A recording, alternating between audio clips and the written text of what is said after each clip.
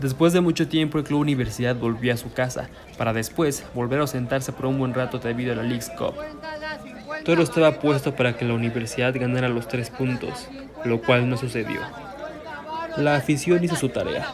Desde antes de las 10 de la mañana ya había filas en las taquillas para poder adquirir los boletos para el partido. Las filas se hacían más grandes y la paciencia disminuía.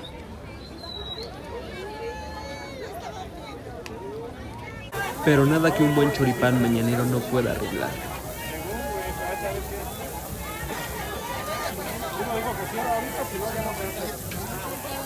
En las afueras del Olímpico Universitario el ambiente era alegre, la afición confiaba, todos confiaban.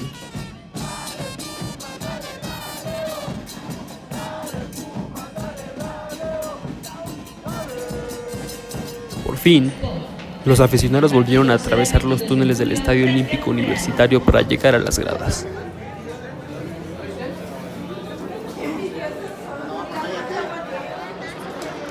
Muy buenos días, afición universitaria. Es un gusto recibirlos esta mañana en el Estadio Olímpico Universitario, donde presenciaremos el partido de la jornada 2 del torneo Apertura 2023. A la salida de los guardametas, la gente apoyó a los suyos.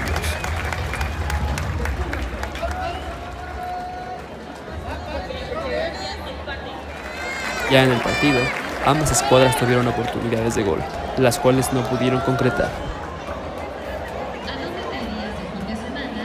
Aunque había descontento por no haber goles, la afición no dejaba de apoyar.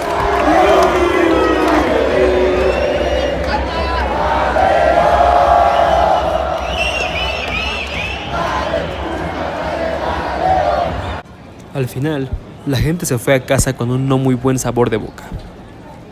Ahora toca afrontar el partido de visita contra Pachuca y el torneo en Estados Unidos.